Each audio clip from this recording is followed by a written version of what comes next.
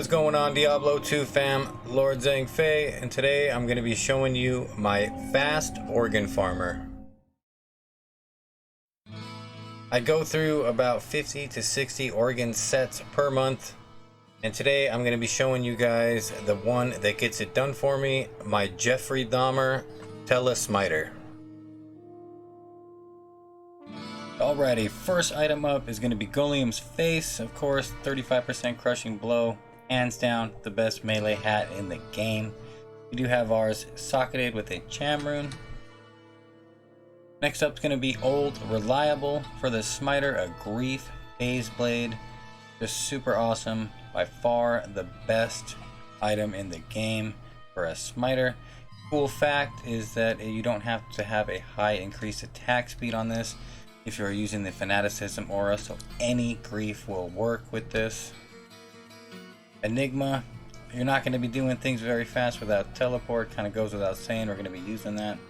This is a TeleSmite build, so we are going to be using Exile, even knowing there are better shields for Smite. Just the life tap and the Defiance aura are going to come in handy so much, so we stuck with the Exile. We do have Mara's Kaleidoscope, 2 to all skills, 30 all resistance. What more can you want out of an amulet? Stone of Jordan, 1 to all skills, 25% increased mana. That's kind of something that we build up for this.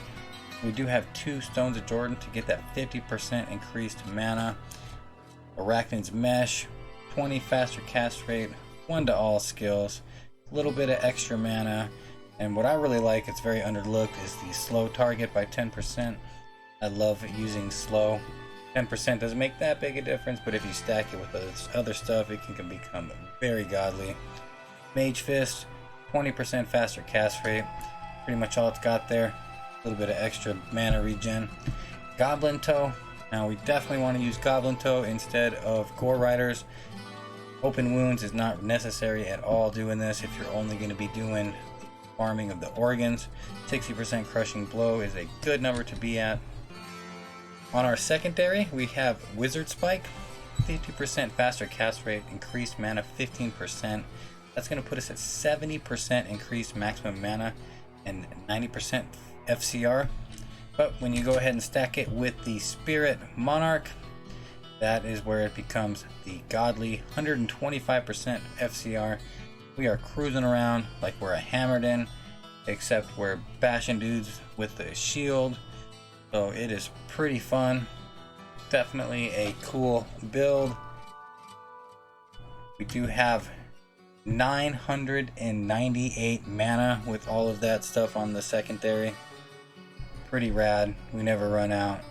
We do have an Act 1 Merc using Ice. That Holy Freeze aura is pretty sick, and this actually does some pretty decent damage. The 25% chance to cast level 2 Frost Nova, that's pretty cool too. Fortitude, can't go wrong with Fortitude. Life, maximum light resistance, ridiculous defense, huge boost to damage. I mean, what more could you want? And then Endario's Visage, you know, 2 skills, 20% increased attack speed, 10% life stolen per hit is godly as it is. But when you're doing this and you want to stack your poison resistance for Lilith, 10% maximum poison resistance helps out tremendously. She has got some serious damage going on with that, so that's going to help us out big time. Let's check these runs out. Alright, get that timer started. Let me tell you what, I was really excited to do this. I have done a couple thousand of these runs over the years, and I have never timed myself. So I'm excited to see what the average time is. I want to say I probably messed around trying to refine this build a little while ago, a couple years ago. I do go through so many organ sets, 50 to 60 at the absolute minimum per month. There's been some months where I've gone over 120, 150. Just trying those crazy challenges. A lot of times it takes me a lot of tries. That 121 hit point run I did with that sorceress, That took 86 Organsets to finally beat. Sounds ridiculous, and it is pretty ridiculous, but that's how I like playing. I like trying to push myself to the limits, so it is really nice to have a character like this that can farm Organsets as fast as possible. So I can just keep rifling through them. This dude can hold 4 full Organsets. So if you saw my stash, I believe I have 2 Paladin combat charms, a torch, an Annie, and then just a handful of resist charms to really fill it out, because I don't think there's enough in the gear alone. After every run, we are going to be coming back to our stash and filling it up with more keys.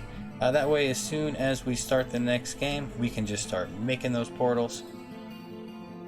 I do kind of have a system. I'm definitely always going to be going to find Azul first.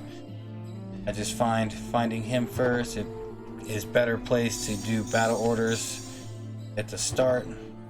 Sometimes when you jump in the Forgotten Sands, Duriel will be right outside camping on you on the portal.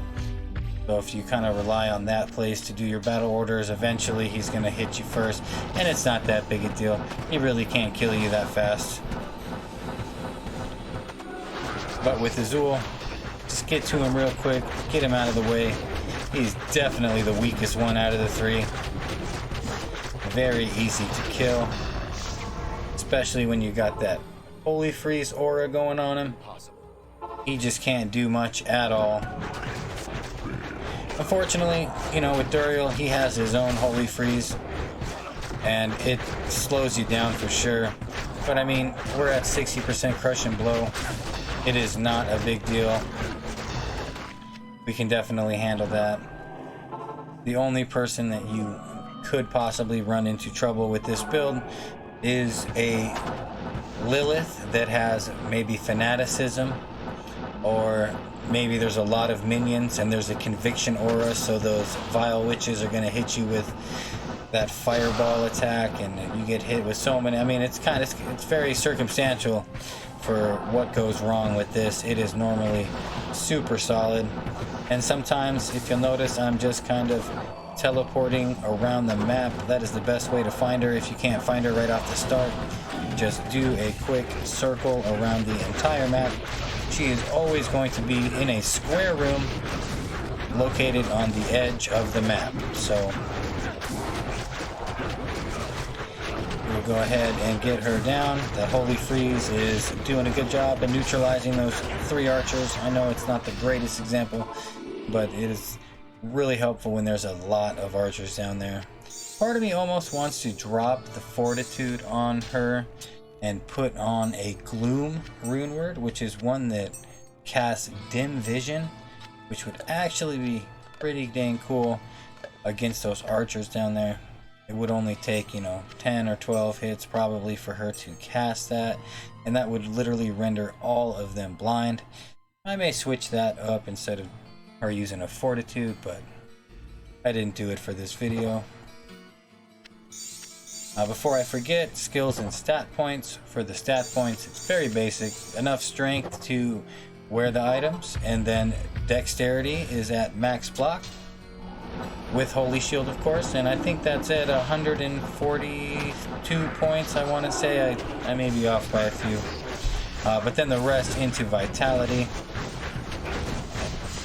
Definitely want to go the max block route, especially since we are teleporting with a Spirit Monarch. That's obviously not going to be max block on that, but I think it's still at like 67% or something nice, which is really good. Help you out when you're cruising around. That's basically almost sometimes half the run is cruising around with teleport. So as you can see, it takes about a minute to kill Azul and Duriel. It is not bad at all, and if you can find Lilith with the quickness just like that, it'll make for a very fast run, unless your mercenary dies. Ouch. Well, it's all good. As you can, this is a good example. I have amplified damage. I'm getting hit in the back with quite a few of those fireballs.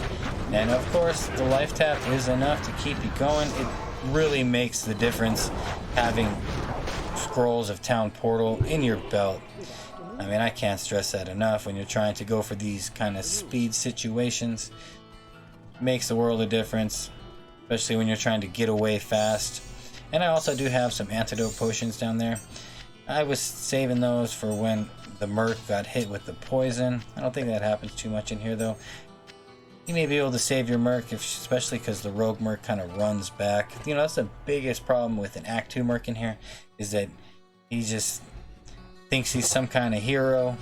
He goes down into where Lilith is, and he thinks he can hang with Lilith's stank-ass breath. And nah, that kills him pretty much right away. So that's why I went with the Act 1 merc. More reliable, give me that Holy Freeze aura, pretty much guaranteed. Let's get this last run done. I'm interested what the calculations are for the time. If you think you got a different class that could do this faster, go ahead and shout that out in the comments below. Part of me has a hiding suspicion that maybe a Zealing Sorceress with Dual Dreams could do it faster. With Static Field, do Dual Dreams. I'm not sure. I may try that out when I get my next batch of keys.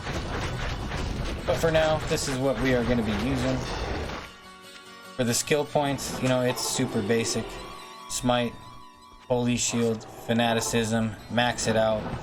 I think on this build we do something weird with concentration because I was playing around. Wow, I'm seeing the poison right there. Killed her right away. But I was messing around with my mercenary using Fanaticism, so we tried it out with me using concentration. It wasn't very effective, but I would normally put the rest of the points into Conviction. At least get it to level 21 so that this TeleSmiter can also become an Uber Smiter. But that was the end of the runs. Let's go ahead and dump off these Organsets. Like we're in the black market over here selling organs. Appreciate you guys for checking out the video. It looks like it is a minute 57 on average per run. That is not bad at all. 7 minutes and 48 seconds of gameplay. 4 Organsets. I'm not complaining. There's all the gear. Go ahead and show you the skills too. Not that it really matters with the smiter, as long as you max out those 3 critical skills, you can kind of do whatever you want. There's the merc, but I appreciate you guys for checking out this video. Look forward to bringing you my next project after this. I just wanted to get these 2 out of the way. We all take it easy. Peace.